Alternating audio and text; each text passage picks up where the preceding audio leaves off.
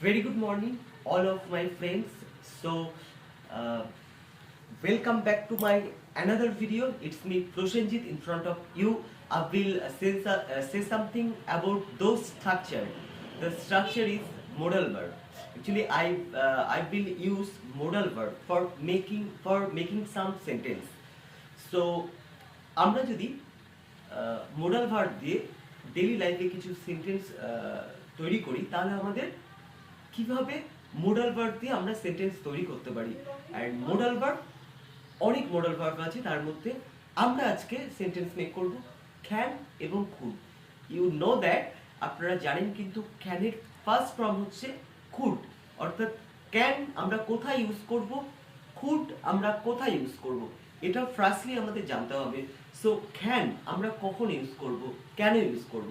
So can আমরা সক্ষমতা অর্থে ইউজ করব।